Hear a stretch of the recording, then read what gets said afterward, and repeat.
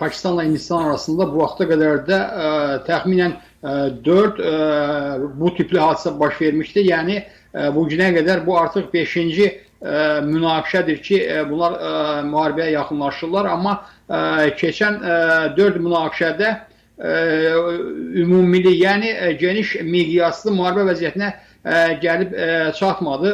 Baxmayaraq ki, bu hər an baş verə bilərdi. Amma bu dəfə mütəxəssislərin qeyd etdiyinə görə Hindistan və Pakistan müharibəyə daha yaxındılar və bütün dünyanın diqqəti bu regiona yönəlib və bu dəfə həqiqətən dünya ictimaiyyəti və xüsusilə dövlətlər bu müharibənin böyüməsindən, baş verməsinə və geniş miqyaslı müharibəyə çevrilməsindən daha çox narahat oldular. Nəyə görə narahat oldular?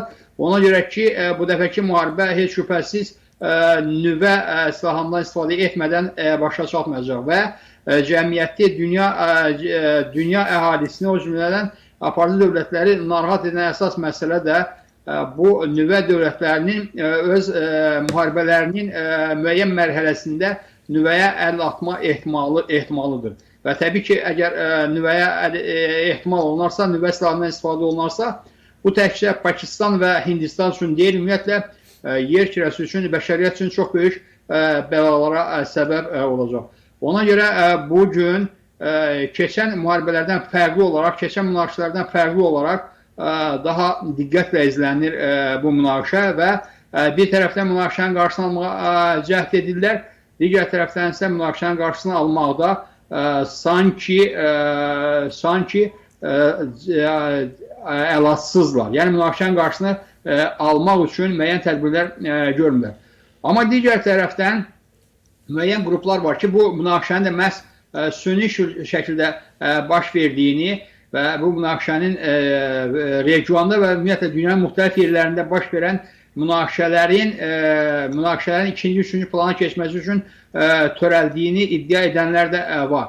İstənilən halda bu münaqişə indiki halda ciddi münaqişədir və sizin də qeyd etdiyiniz kimi Pakistanın nazirlərindən biri bu barədə artıq dəqiq informasiya malik olduqlarını bilirlər. Və beləliklə hər iki tərəf ciddi şəkildə müharibəyə hazırlaşır. Həm Pakistan, həm də Hindistan və artıq sərhədlərə qoşunlar toplanır, artıq silahlı qüvvələr hazırlıq vəziyyətinə gətirib çıxarır.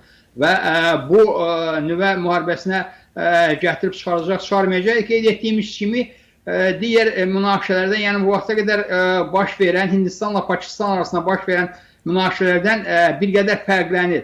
Fərqliyini göstərən cəhət nədir? Fərqliyini göstərən cəhət bu vaxta qədər münaqişələrin heç birində tərəflər bu dəfə əl atdıqları tədbirlərə əl atmamışlar. Yəni, Hindistan heç vaxt 60-cı ildə bağlanan su müqaviləni pozmamışdı və Pakistanı susuz qoymamışdı və Pakistan da heç zaman öz hava məkanını Hindistan təyyarələrinə bağlamamışdı və qarşı tərəfə ciddi şəkildə müharibəyə hazırlıq vəziyyətə gətirməmişdi.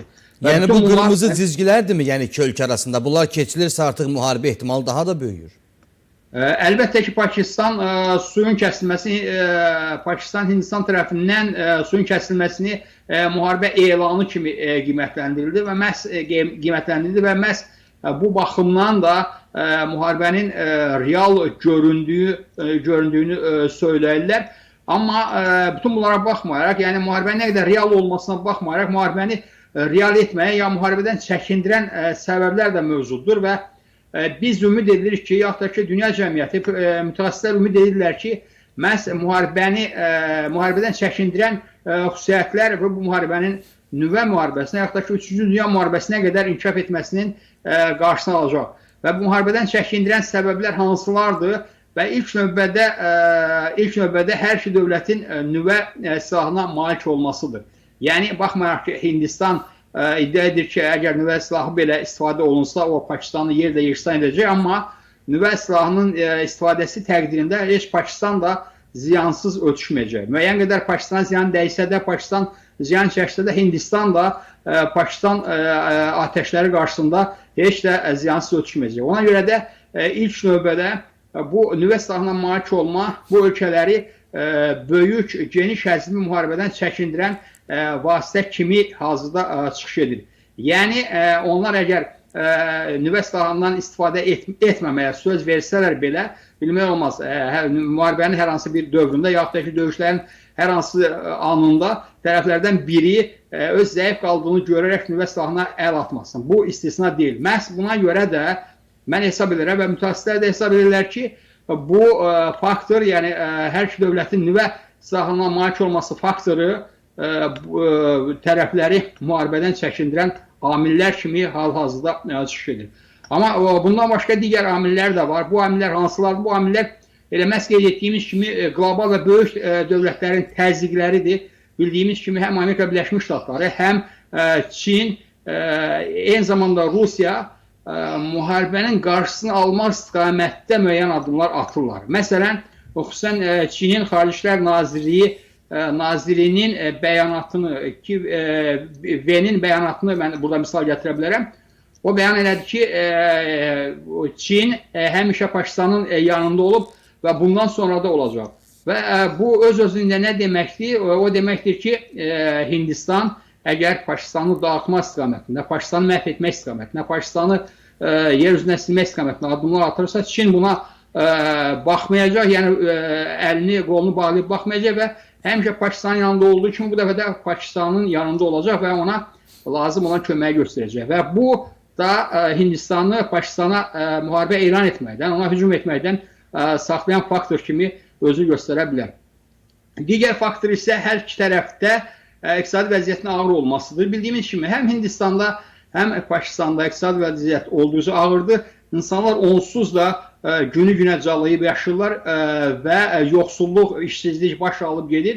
Əgər müharibə baş verərsə, hər iki ölkədə, həm Hindistanda, həm Pakistanda insanların vəziyyəti, əhalinin vəziyyəti daha da ağırlaşacaq ki, bu da öz ölkəsinin hakimiyyətinə qarşı, müharibənin qarşısını almağa qarşı çıxa bilərlər və bu qarşısını ala bilərlər. Digər cəhətlər isə bu müharibənin 3-cü Dünya müharibəsinə gətirib çıxarması əndişəsidir, qorxusudur. Hər iki tərəf ehtiyat edir ki, həqiqətən bu müharibə baş verərsə, hər iki dövlətin arxasında dayanan düvvələr. Məsələn, əgər Hindistanın arxasında Amerika Birləşmiş Ştatları dayanırsa, Pakistanın arxasında bildiyimiz qədər Çin dayanır və bütün bunlar Çin və Amerika Birləşmiş Ştatları müharibəsinə, eyni zamanda koalisiyaların müharibəsinə qədər gətirib çıxarda bilər. Bəs uzlaşma yolu nədir Əli Musa bəy? Bu iki ölkə indiki kritik məqamdan necə geri dönüşü, dönüşü edə bilərlər? Mən hesab edirəm ki, uzlaşma yolu təbii ki, Hindistanın Pakistanı həqiqətən terror hərəkətində günahlandırmasından bir qədər əl çəkməlidir. Ona görə ki, terror hadisənin bildiyimiz kimi vətəni, milləti və məkanı yoxdur. Terror hadisəsi hər yerdə baş verə bilər və hadisədə bildiyimiz kimi terror nəticəsində baş verən hadisələr fonunda ortaya qalxıb. Yəni münaqişə Hindistanla Pakistan müharibə vəziyyətinə məhz terror hərəkəti, bildiyimiz kimi 26 nəfərin öldürməsinin nəticəsində baş verən insidentdən sonra ortaya qalxdı və bu insidentin hər iki dövlət tərəfindən ciddi şəkildə araşdırılması və günahkarlarının cəzalandırılması, eyni zamanda bundan sonra belə hadisələrin baş verməsinin qarşısını almaq üçün ilk öncə addımlar atmaq lazımdır.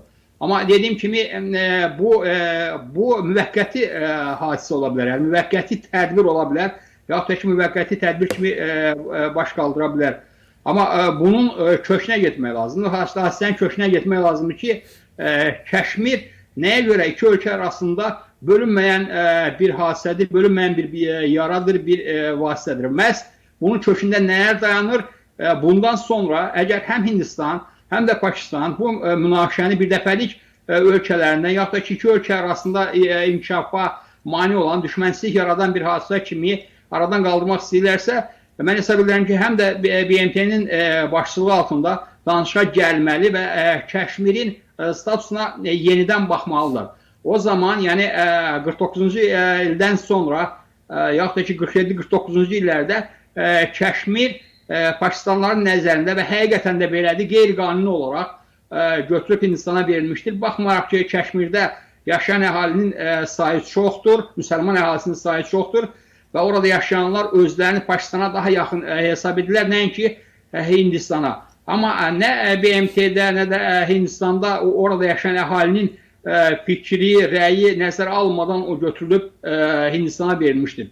Eyni zamanda Hindistan davamlı şəkildə Kəşmirin əhalisinin artırılması, yəni Hind əhalisinin artırılması və demoqrafik vəziyyətin süni şəkildə dəyişməsinə nail olmaq səhvlərindən əl çəkməlidir. Mən düşünürəm ki, əgər bu hadisələr baş verərsə, həm münaqişənin indiki mərhələsi aradan qaldırılar, nüvə müharibəsi və eyni zamanda 3-cü Dünya müharibəsinə gətirib çıxaran səbəblər aradan qaldırar. Eyni zamanda bu problemin köklü şəkildə həll olmasına yol aça bilər. Hörmətli Əli Musa bəy, vaxtımız çox məhduddur, ancaq 2-3 dəqiqə ərzində mən bir sual da vermək istəyirəm. İndi bu su məsələsində təbii ki, Pakistana verilən suyun qarşısının alınması Hindistan tərəfindən beynəlxalq konvensiyalar bəs nə deyir bu məsələyə? Əlbəttə ki, beynəlxalq konvensiyalar bu məsələdə Pakistanın tərəfindədir və həm beynəlxalq konvensiyalar bu dənizlərdən birgə istifadə etmək hüququnu saxlayır.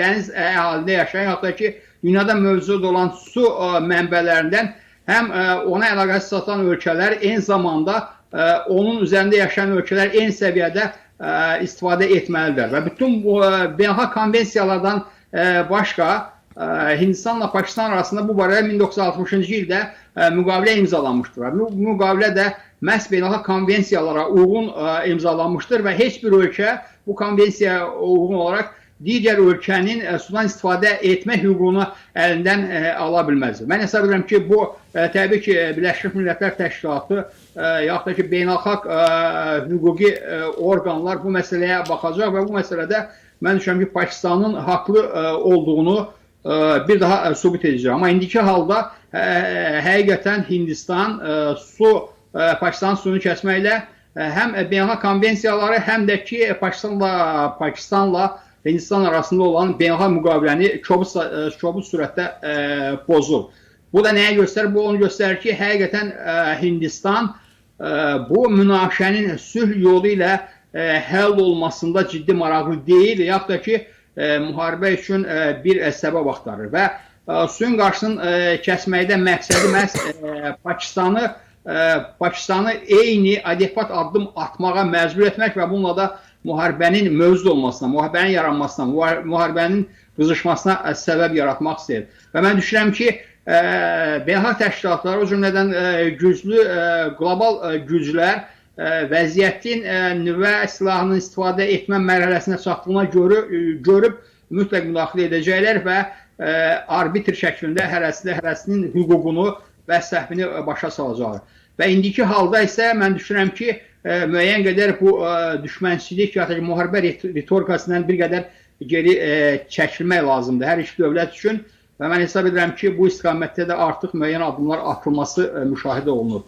Və mən düşünmürəm ki, bu müharibə, bu münaqişə nüvənin istifadə olunduğu müharibəyə yaxud da ki, 3-cü Dünya müharibəsinə qədər gəlib çıxa bilər.